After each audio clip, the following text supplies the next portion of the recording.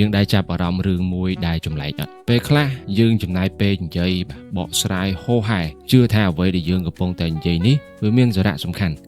តែពេលដែលយើងនិយាយចប់ហើយអត់មានវិណាគេចាប់អារម្មណ៍ទេគេគ្រាន់តែងក់ក្បាលហើយអ្នកខ្លះហ្នឹងយើងនិយាយចប់ភ្លាមគាត់បដូរប្រធានបទភ្លាមអ្នកខ្លះទៀតគេអត់ទាំងយកចិត្តទុកដាក់ស្ដាប់យើងផងវាខុសពីអ្វីដែលយើងគិតដែរបាទយើងតែងតែគិតថាយើងនិយាយបានច្រើនអញ្ចឹងពួកគាត់ប្រកាសជាយល់ហើយគាត់ប្រកាសជាយកចិត្តទុកដាក់ស្ដាប់តែជាក់ស្ដែងទៅវាមិនអញ្ចឹងអត់ដូចអ្នកដែលគេប្រកែកនិយាយគ្រាន់តែនិយាយចប់គ្រប់គ្នាគេអើជាមួយគេគ្រប់គ្រងគំនិត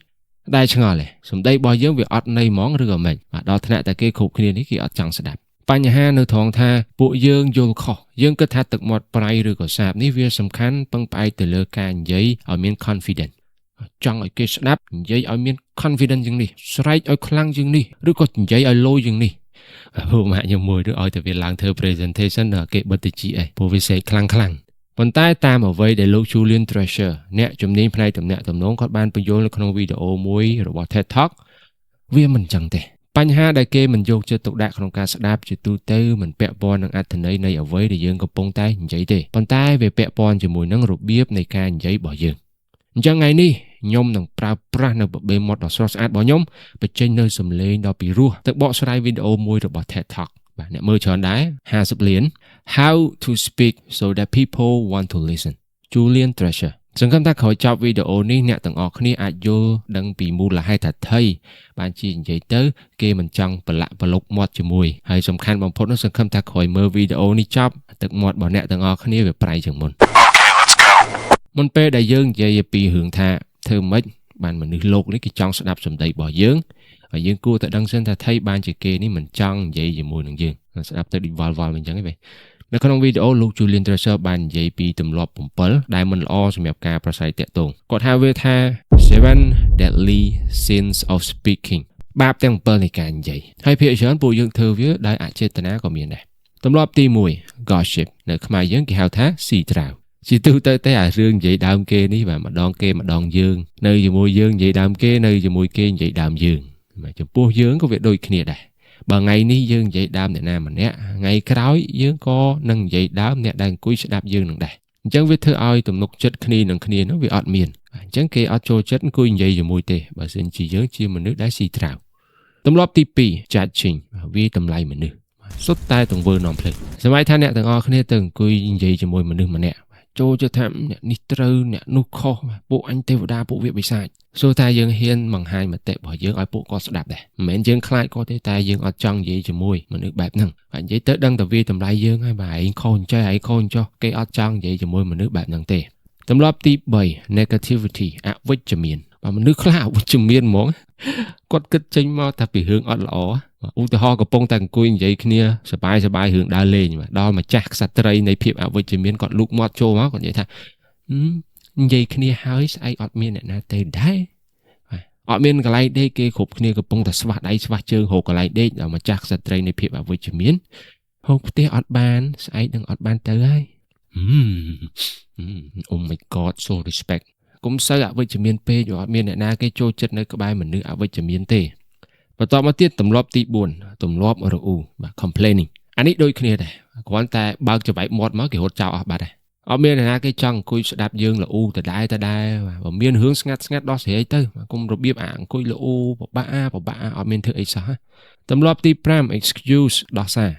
យើងត្រូវទទួលស្គាល់ការពិតមនុស្សម្នាក់ណាក៏មានកំហុសដែរវាមិនមែនជារឿងចម្លែកទេដែលយើងធ្វើខុសតែវាចម្លែកនៅត្រង់ថារាល់កំហុសទាំងអស់នោះវាសុទ្ធតែមិនមែនជាកំហុសរបស់យើងអូអ្នកខ្លះឲ្យតែថាខុសភ្លាមតអូមិនចឹងទេនាគវាអញ្ចេះហេតុផលអូយរាប់មិនអស់មនុស្សតែគ្មានទំនួលខុសត្រូវគេអត់គោរពទេបាទគេអត់ចង់និយាយជាមួយទេព្រោះនិយាយទៅដូចនិយាយមួយក្មេងអញ្ចឹងវាហត់ទី6 exaggeration អួតធម្មតាទេបើលើលោកនេះគ្មានពីណាគេចូលចិត្តអង្គុយស្ដាប់មនុស្សអួតទេហើយចាំមើលពាក្យពិតមានមិនសូវច្រើនទេតែមនុស្សយើងអួតច្រើននិយាយច្រើនវាគង់តែដល់ពេលមួយដែលអស់នៅពាក្យពិតនិយាយហើយចាប់ផ្ដើមនិយាយកុហកយើងអួតច្រើនក៏ធ្វើឲ្យ credit របស់យើងវាធ្លាក់ចុះដែរចុងក្រោយគេ dogmatism ខ្មែរយើងនិយាយឲ្យស្រួលស្ដាប់ទៅគឺច្រឡំការពិតជាមួយនឹងជំនឿលក្ខណៈជឿសុបហ្មងបាទជឿថាខ្លួនឯងនេះវាត្រូវអ្នកផ្សេងគេនិយាយត្រូវមិនត្រូវក៏ដោយបាទអត់សំខាន់គាត់គិតថា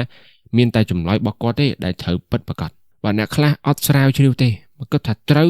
ហ่ะស៊ីសងលើទំនុកចិត្តរបស់ខ្លួនឯងតែហ្នឹងទោះគេបង្ហាញផតតាំងមកបញ្ជាក់ថាខុសហើយក៏ដោយក៏គាត់នៅតែជឿថាគាត់នឹងត្រូវដែរអាហ្នឹងពិបាកជាងគេបើមនុស្សយើងជឿជាក់ថាត្រូវ 100% ហើយមិនបាច់និយាយជាមួយទេព្រោះគាត់នឹងអត់មាន logic ទេទម្លាប់ទាំង7នេះជាទម្លាប់ដែលបានបកស្រាយដោយលោក Julian Treasure ក្នុងវីដេអូបើមានក៏កែវាចេញទៅព្រោះពិបាកបើសិនជាយើងជាមនុស្សបែបហ្នឹង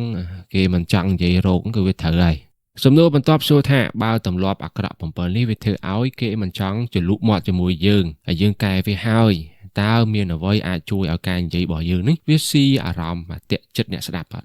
នៅក្នុងវីដេអូលោក Julian Treasure បានប្រាប់យើងនៅគោលការណ៍ចំនួន4ដែលពួកយើងគួរតែយកវាទៅធ្វើជាច្បាប់ផ្ទាល់ខ្លួនវាមានឈ្មោះថា HELL មកពីពាក្យថា Honesty, Authenticity, Integrity and Love គោលការណ៍ទី1គឺ Honesty ភាពស្មោះត្រង់កើតមកជាមនុស្សពួកយើងអាចយកយល់ទៅលើកំហុសអាចយកយល់ទៅលើការប៉ះពាល់នៅពាក្យសម្ដីរវាងគ្នានឹងគ្នាតែមនុស្សយើងស្អប់បំផុតមិនអាចលើកលែងបាននោះគឺការកុហកបោកប្រាស់នៅពេលដែលពាក្យសម្ដីរបស់អ្នកវាប្រឆាចពីភាពស្មោះត្រង់មិនដូចនៅអ្វីដែលជីវិតពិតប្រាកដបានកើតឡើងមនុស្សនឹងលែងទុកចិត្តយើងមកលែងចង់រាប់រោគលែងចង់រាប់អានយើងទៀតដែរគេមិនមែនស្អប់យើងដោយសារតែការកុហករបស់យើងវាធ្វើឲ្យពួកគាត់ឈឺចាប់ទេបាទគេស្អប់ដោយសារតែយើងជាមនុស្សកុហកបោកប្រាស់គេអត់ចង់យកខ្លួនទៅគៀកអញ្ចឹងរាល់ការនិយាយគឺត្រូវប្រកាន់ខ្ជាប់នូវភាពស្មោះត្រង់ពិតប្រាកដគោលការណ៍ទី2 Authenticity ភាពជាខ្លួនឯងដូចគ្នានឹងការកុហកនៅពេលដែលយើងព្យាយាមនិយាយដោយមិនមានភាពជាខ្លួនឯងយើងក៏កំពុងតែកុហកមនុស្សជុំវិញខ្លួនយើងថាតួអង្គដែលយើងកំពុងតែសម្ដែងនេះអានេះវាគឺជាយើងហើយគេណាស្ដាប់នោះគេមិនដឹងទេអ្នកខ្លះគ្រាន់តែនិយាយមកនោះគេដឹងហ្មងថាម្នាក់នេះរៀបរឹកតាមពិតទៅមនុស្សគាត់មិនមែនអញ្ចឹងទេទំនាក់ទំនងអត់ត្រូវការតតែមនុស្សនឹងវាល្អឥតខ្ចោះបាទគ្មានចន្លោះខ្វះខាតទេអត់ត្រូវការទេព្រោះទំនាក់ទំនងល្អរវាងគ្នានឹងគ្នានោះវាកើតចេញពីសម្ដីដែលស្ដាប់ទៅមានអារម្មណ៍ថាពិតប្រាកដជាខ្លួនឯងមិនមែនគ្រាន់តែនិយាយឲ្យលយបាទបិទបាំងនៅភាពមិនស្អាតដើម្បីឲ្យគេចូលចិត្តទេបាទដូចយើងរាប់មិត្តអញ្ចឹងណាយើងរាប់តែរៀលអា fake យើងអត់ចូលចិត្តហ្មងដូចគ្នាអញ្ចឹងគោលការណ៍ទី3 Integrity សុចរិតនិយាយឲ្យចូលស្ដាប់ទៅធ្វើអ្វីដែលយើងនិយាយបាទគុំសន្យាបានតែមាត់អញ្ចឹងបានគេមានពាក្យមកឃ្លាថា action speak louder than word តើតែយើងអញ្ចឹងបានមនុស្សគេចូលចិត្តនិយាយជាមួយយើងព្រោះគេគោរពទោះមិនត្រូវប្រធានបទក៏គេអើជាមួយដែរចុងក្រោយគេ love ក្តីស្រឡាញ់បាទមិនមែនសំដៅទៅលើក្តីស្រឡាញ់លក្ខណៈ romantic ទេអ្វីដែលលោក Julian Treasure គាត់ចង់សំដៅទៅនោះគឺការនិយាយដោយចេញពីចិត្តដោយចង់ឃើញដៃគូមកខាងទៀតនេះគេជួបតែសេចក្តីសុខអ្នកទាំងអស់គ្នាអង្គុយស្ដាប់ខ្ញុំក៏ប្រហែលជាមកពីចំណុចនេះដែរបាទព្រោះអានេះវាគឺជា trademark របស់ខ្ញុំរាល់ការបារម្ភការសន្ទនាការអបអរសាទរគឺវាសុទ្ធតែចេញពីចិត្តរបស់ខ្ញុំហើយខ្ញុំចង់ឃើញមនុស្សដែលខ្ញុំនិយាយជាមួយនោះពួកគាត់ជួបតែសេចក្តីសុខក្នុងជីវិតមិនជាការសម្ដែងទេហើយការដែលធ្វើវាចេញពីចិត្តអញ្ចឹងពិបាកសម្ដែងកាលណាយើងមានចិត្តជ្រះថ្លាក្នុងការនិយាយដែលមានបំណងតែជ្រះថ្លានិយាយជាមួយអ្នកណាគេក៏គេចង់និយាយជាមួយដែរព្រោះមានអារម្មណ៍ថាស្និទ្ធស្នាលគ្នាខ្លួនឯងពួកគាត់នឹងមកក្នុងផ្លូវល្អមិនមែនមកចង់ឃើញយើងវិនិច្ឆ័យហិនហោចអូខេបាទត្រឡប់ទៅវិញទាំង4នេះគឺជាគោលការណ៍ដែលយើងត្រូវតែប្រកាន់ខ្ជាប់ខ្ញុំនិយាយតាមត្រង់អត់ចង់លាក់បាំងទេបើមនុស្សគ្រប់គ្នាបាទមនុស្សនៅក្បែរយើងគ្រប់គ្នាសុទ្ធតែប្រកាន់ខ្ជាប់នៅរឿងទាំងអស់នេះអូដើរទៅណានិយាយជាមួយអ្នកណាក៏សប្បាយចិត្តដែរជីវិតនឹងថារីករាយប៉ុណ្ណាទេបើយើងរាប់តែមនុស្សបែបហ្នឹងឲ្យច្រើនណាសុភមង្គលនៅក្នុងវីដេអូលោក Julian Treasure ក៏បានផ្ដល់នៅគន្លឹះខ្លះៗបន្ថែមទៀតដែរពាក់ព័ន្ធជាមួយនឹងការប្រើប្រាស់នៅសំឡេងរបស់យើងសំឡេងរបស់យើងវាដូចជាប្រអប់សម្ភារៈក្នុងការទំនាក់ទំនងអញ្ចឹងបើយើងប្រើប្រាស់សំឡេងយើងត្រូវគេប្រកាសជាចូលចិត្តស្ដាប់ចូលចិត្តនិយាយមួយយើងតែបើយើងប្រើប្រាស់វាមិនបានល្អទោះយើងនិយាយចេញពីចិត្តមានបំណងល្អហើយក៏នៅតែនាំរឿងដាក់ខ្លួនដែរ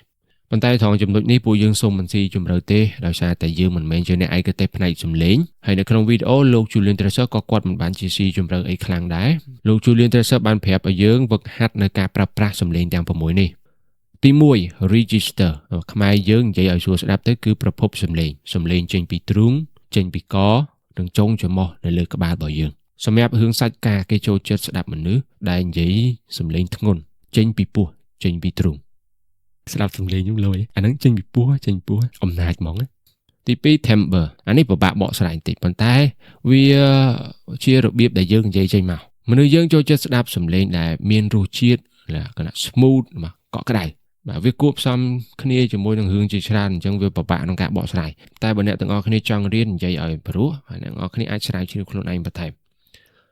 ទី3 prosody ការនិយាយដែលប្រើប្រាស់សំឡេងឡើងចុះហើយរឿងជាតិមិនជាតិនេះគឺវាសំខាន់ត្រង់ចំណុចនេះបើយើងនិយាយស្មើតាំងពីក្បាលរហូតដល់កន្ទុយអ្នកស្ដាប់ប្រកាសជាពិបាកស្ដាប់តែបើយើងប្រើវាញើកញាប់ពេកអ្នកស្ដាប់ប្រកាសជាវិលមកអញ្ចឹងត្រូវវឹកហាត់ក្នុងការប្រើប្រាស់វាឲ្យបានត្រឹមត្រូវទី4 pace ល្បឿនក្នុងការនិយាយលឿនពេកស្ដាប់អត់ទាន់ហើយនិយាយយឺតពេកអង្គុយដេកអញ្ចឹងត្រូវហ៊ានរក្សាល្បឿនក្នុងការនិយាយឲ្យបានល្អចំណុចមួយទៀតនៅក្នុង pace នេះដែរគឺការដកឃ្លាពេលនិយាយអ្នកខ្លះក៏គិតថាការនិយាយលឿនជាប់អត់ឈប់គេចូលចិត្តស្ដាប់អ្នកខ្លះហូកនឹកពាក្យមិនឃើញក៏ទៅបន្ថែមអត់ល្អទេលោក Julian Thrasher ក៏ថាអត់ល្អទេបាទមើលទៅអត់ច្បាស់អត់ confident តែប៉ុន្តែអាការដកឃ្លាស្ងាត់មួយផ្លេតពេលនិយាយនេះគឺសំខាន់ណាស់បើមិនជឿទេអ្នកទាំងអស់គ្នាទៅមើលថ្នាក់ដឹកនាំយើងពេលគាត់និយាយបាទមិនងាយទេឮពាក្យថាចេញពីមាត់របស់ពួកគាត់កម្រទី5 pitch តុងក្នុងការនិយាយក្នុងតុងខ្ពស់ពេកវាធ្វើឲ្យសំឡេងរបស់យើងនេះវាស្រួយហើយស្ដាប់ទៅដូចជាមានអារម្មណ៍ថាចង់ឆ្លោះគ្នាមិនដឹងខ្ចីលុយ$10សិនមើលស្ដាប់ហើយលេងចង់ឲ្យលុយបណ្ដោយអញ្ចឹងកុំអាសាតម្លើងតុងឲ្យស្រួយពេកវឹកហាត់វាទី6 volume និយាយខ្លាំងឬក៏និយាយខ្សោយសំឡេងតិចពេកគេស្ដាប់អត់បានសំឡេងខ្លាំងពេកគេវាយប្រើវាឲ្យត្រូវស្ថានភាពពេលណាត្រូវទម្លាក់ពេលណាត្រូវតម្លើងគួរតែដឹងច្បាស់វឹកហាត់ការប្រើប្រាស់សំឡេងទាំង6នេះលើកក្រោយនិយាយទៅគេចង់ស្ដាប់ហើយអស់ហើយក្នុងវីដេអូនេះសង្ឃឹមថាអ្នកទាំងអស់គ្នាទទួលបាននូវអ្វីដែលវីដេអូនេះចង់ផ្ដល់ជូនជាចុងក្រោយឥទ្ធិពលក្នុងការនិយាយវាមិនមែនវាស់វែងតាមរយៈថាយើងបាននិយាយច្រើនប៉ុណ្ណាទេគេវាស់វែងវាតាមរយៈចំនួនមនុស្សដែលគេសុខចិត្តអង្គុយស្ដាប់យើងនៅពេលដែលយើងនិយាយពីពួកយើង grow រីកចម្រើនគ្រប់ពេលអរគុណអ្នកទាំងអស់គ្នាសម្រាប់ការតាមដានទស្សនាជួបគ្នានៅក្នុងវីដេអូក្រោយទៀតបាយបាយ